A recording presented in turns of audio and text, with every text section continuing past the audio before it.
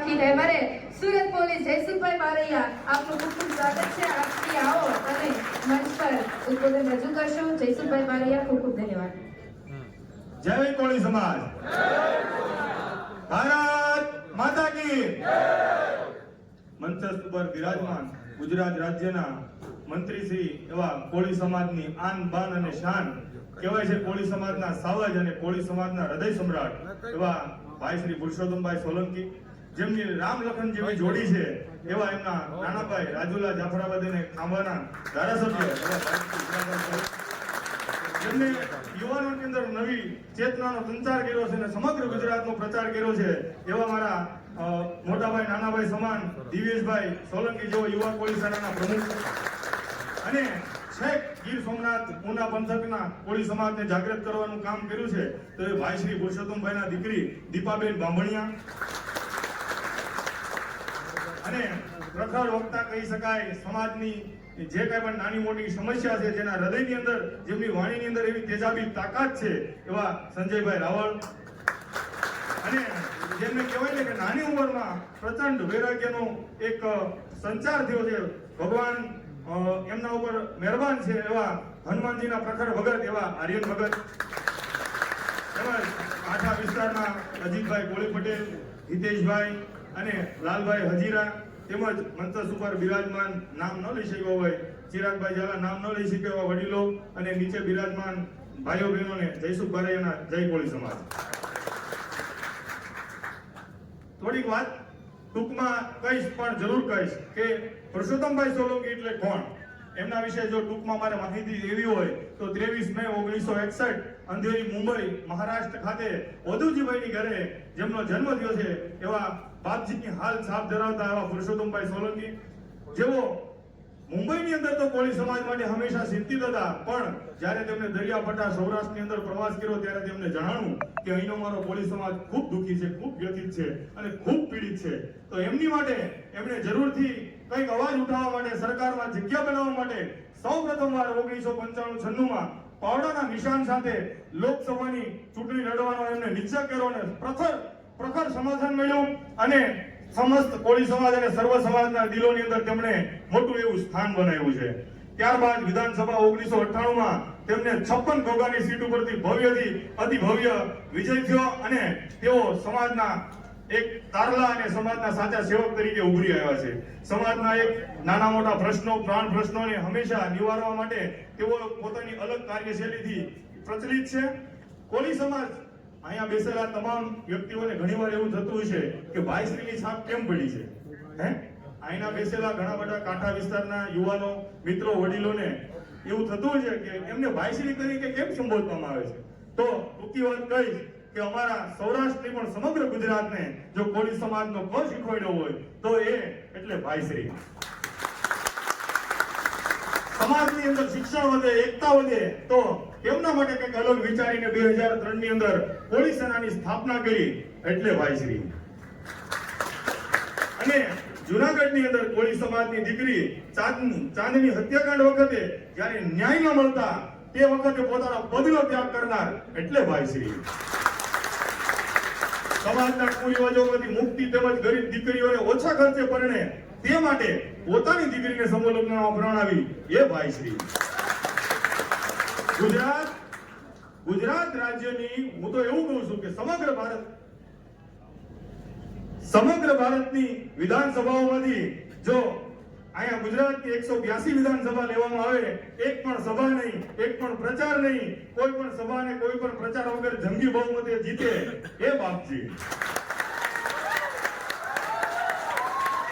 ભાવનગરના બંગલે તમે અડધી રાતે જઈને ઉભા રહો અને ત્યાંથી હાનો હોકારો મળે ઈ બાપજી।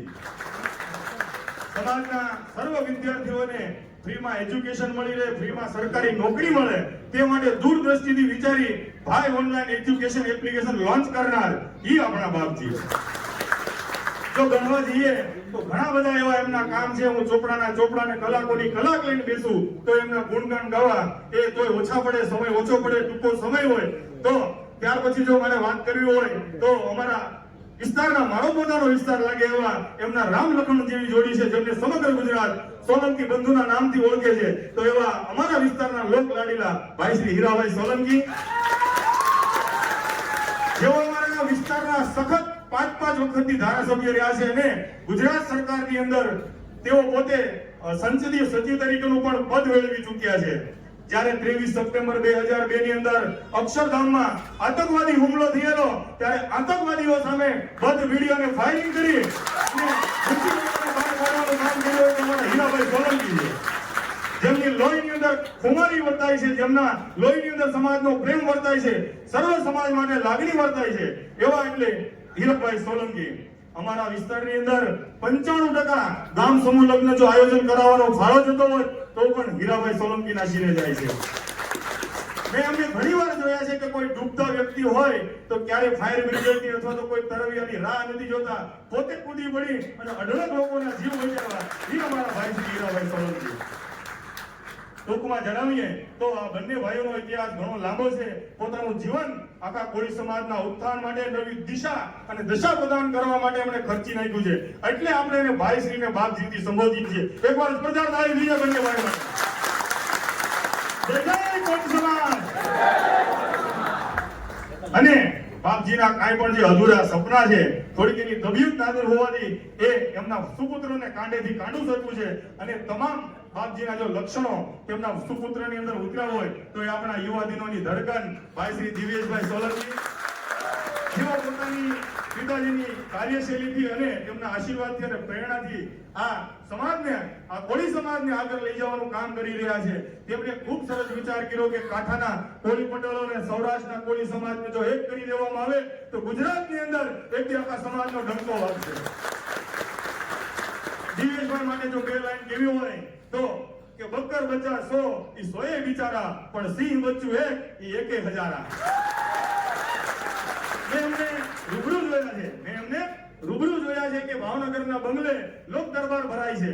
ભાવનગરના બંગલે લોક દરબાર ભરાય છે, જ્યાં પીડિતો જે કાંઈ પણ પ્રશ્નો પોતાના લઈને આવે છે, દુઃખી લોકો આવે છે, આંસુ પાડતા આવે છે, એમના તમામ પ્રશ્નોના નિરાકરણ મેં જોયા છે. આ નાની ઉંમરમાં એમણે સમાજ માટે એટલા બધા કાર્યો કર્યા છે.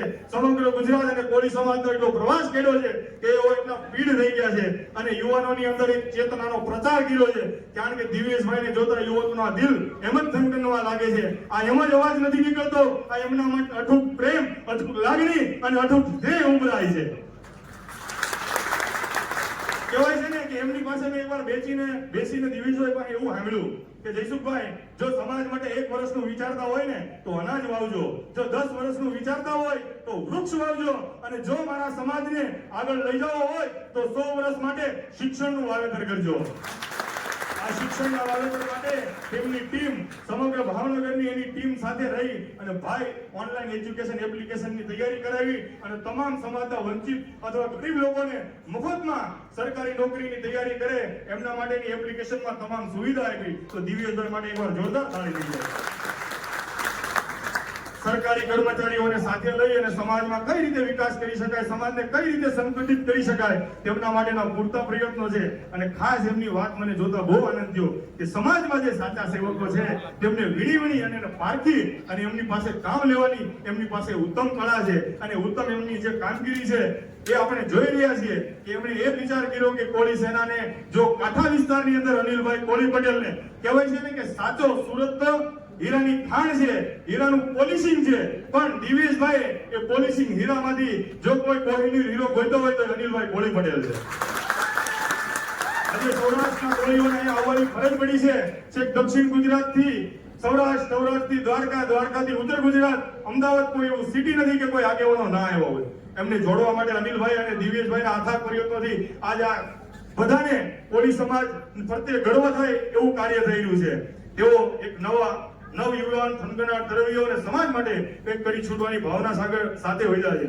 અને મેં થોડા ટાઈમ પહેલા દિવ્યેશભાઈના જન્મદિવસ નિમિત્તે ઘણા બધા નેતાઓના સુપુત્ર જોયા છે.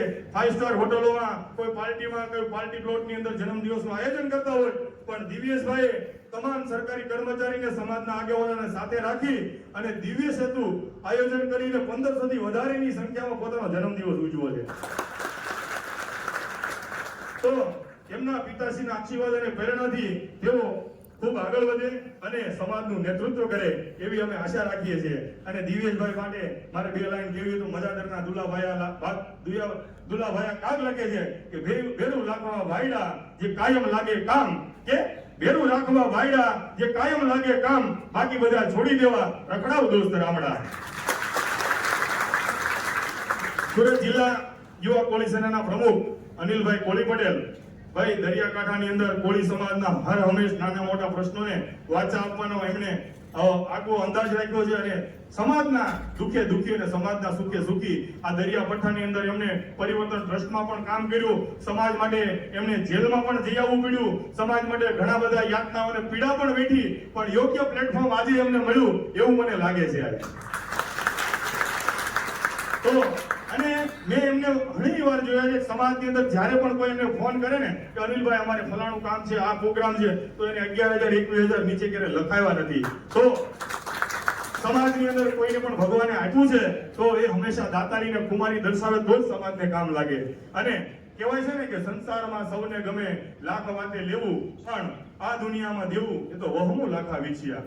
એટલે કોળી સેનાની સ્થાપના અને કાર્ય જે છે 2003 ની અંદર સ્થાપના કરવામાં આવી અને સમગ્ર કોળી સમાજને એક દાતાએ બંધાય, સમાજને પડતા નાના મોટા પ્રશ્નોને અને શિક્ષણ, સમૂહ લગ્ન, પીડિત વર્ગો માટે અવાજ બને, સમાજમાં જાગૃતતા ફેલાય, સમાજમાં એકબીજાની ભાઈચારા બને અને જ્ઞાતિઓના વાડા બોલાય, તે માટે કોળી સેનાની સ્થાપના કરવામાં આવી છે. બાપજીનું સપનું આજે સાકાર થવા જઈ રહ્યું છે, એના તમે ને હું સાક્ષી છીએ.